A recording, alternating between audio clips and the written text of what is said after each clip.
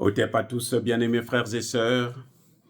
Je ne comprends pas pourquoi les pays africains continuent à se coucher devant un type comme Macron, devant la France.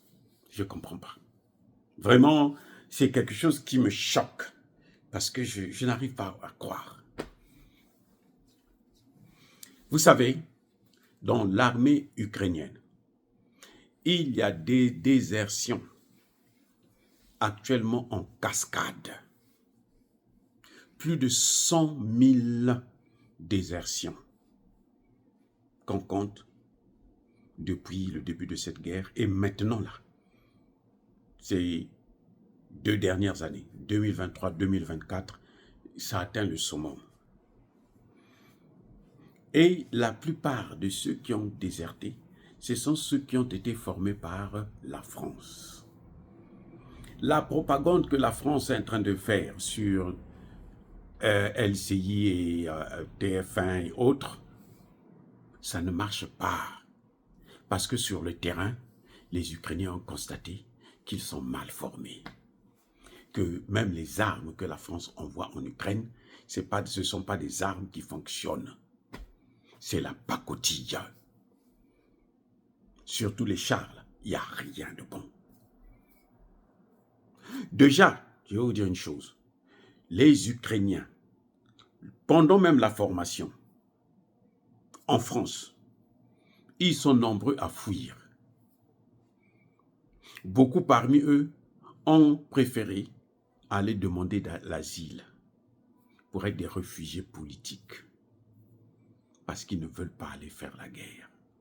Parce qu'ils ont compris que quand ils vont là-bas, c'est un voyage aller simple, sans retour. Puisqu'après là-bas, vous allez directement au pays des hommes allongés. Les amis. Donc, la France sert à quoi? En dehors de l'influence qu'elle a en Afrique, la France est une puissance secondaire. Même de 3e niveau s'il le faut. Parce qu'elle ne vaut rien. Elle ne vaut rien. Emmanuel Macron ne pèse pas. Les amis, je ne sais pas pourquoi nos dirigeants, quand Macron dit « Venez », il vous convoque là, il court. Je ne sais pas. C'est-à-dire que c'est parce que je pense que c'est des gens qui ne lisent pas et qui n'ont pas de bons conseillers. Parce que même s'ils ne lisent pas, mais ils devraient avoir de très bons conseillers, quand même. C'est la France, c'est le cadet, le dernier souci des Ukrainiens, y compris Zelensky. D'ailleurs, financièrement, vous savez quoi? Mais la France n'a pas l'argent. L'année passée, là, Emmanuel Macron avait promis de donner 3 milliards. 3 minables milliards à Zelensky. Avant la fin de l'année, il a dit qu'il ne pourra pas donner cet argent-là. Même pas 1 milliard. Ça va de soi, il n'en a pas. Écoutez, la France est endettée. Déjà, les Français, pour vivre, ils sont obligés d'aller s'endetter. Mais ils ne peuvent pas s'endetter pour faire des dons. Vous comprenez ce que ça veut dire? Il y a un problème. Mais quand même, les pays africains continuent à croire que Emmanuel Macron peut l'aider.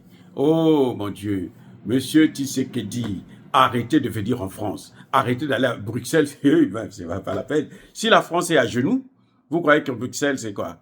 La Belgique, là, il y a quoi? Et la Belgique, c'est pire. Vous savez, leur temps est passé.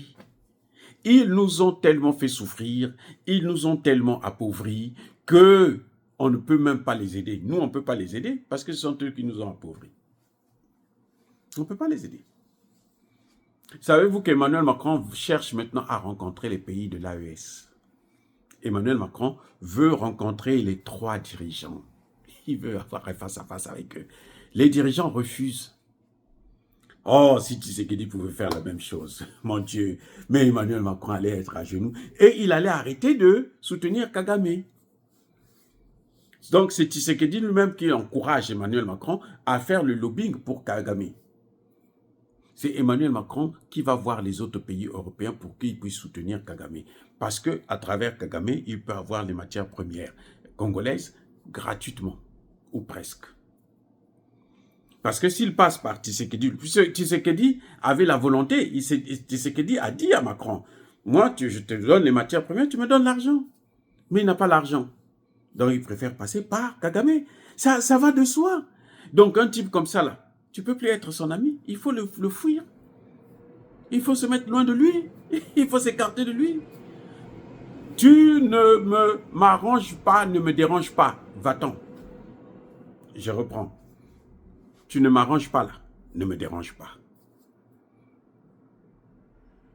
Donc, on n'a aucun intérêt avec Macron parce qu'il est trop pauvre. Mais laissez-le dans sa pauvreté. Qu'il aille faire le lèche-cul des Américains. C'est tout. Pour survivre. Parce qu'avec nous, on ne peut pas donner le peu que nous avons.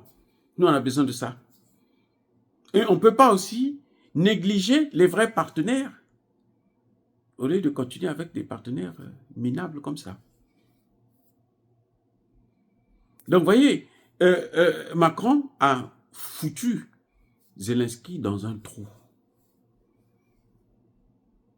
C'est-à-dire que ce ne sont pas les Américains en tant que tels, mais c'est surtout ces pays pauvres-là, la France, la Grande-Bretagne. Ils n'apportent rien, mais ils veulent seulement que Zelensky aille faire la guerre. Leurs armes là, sont obsolètes. C'est vieux, ils n'ont pas les moyens pour renouveler leur armement. Vous savez que les Américains, c'est la guerre en Ukraine là, qui relance leur armement. Hein. S'il n'y avait pas ça, là, même l'armement américain, ils n'allaient pas pouvoir, ils n'ont plus d'argent pour faire la recherche. Avant, ce qu'ils faisaient, c'est que l'Amérique pouvait s'endetter et puis le monde entier paye pour eux, pour nous. C'est comme ça. Là, je suis... c'est pour nous, ils payent pour nous. Mais maintenant, les gens ont compris que non, mais nous, on ne peut pas continuer à payer pour les autres. Notamment la Chine, qui est un grand producteur et consommateur, la Russie, l'Inde. Ils disent non, on ne peut pas continuer à consommer des produits qu'on peut nous-mêmes avoir ou qu'on peut avoir ailleurs moins cher. Donc du coup, ils ont lancé la dédollarisation. Et c'est inévitable, c'est tout. Voilà. Alors, bien-aimés frères et sœurs, si j'étais Zelensky, j'allais commencer déjà à négocier pour arrêter cette guerre le plus rapidement possible avant l'hécatombe. Parce qu'à cette allure-là, vous avez vu, ils ont pris Kourakov. Bientôt, c'est Pokrovsk. Ça va tomber, là. C'est inévitable, ça va tomber. Ils vont faire quoi encore? C'est fini. Soyez bénis, abondamment bénis par le Dieu des Kémites et par nos ancêtres angélisés, mais que tous ceux qui persécutent le continent africain, le pillent et le déstabilisent, qu'ils soient noirs, blancs, chinois, arabes, juifs, indiens ou qui qu'ils soient punis, maudits, foudroyés, neutralisés, écrasés, effacés par le Dieu des Kémites et par nos ancêtres angélisés. Vive l'Afrique éternelle, j'ai dit et j'assume.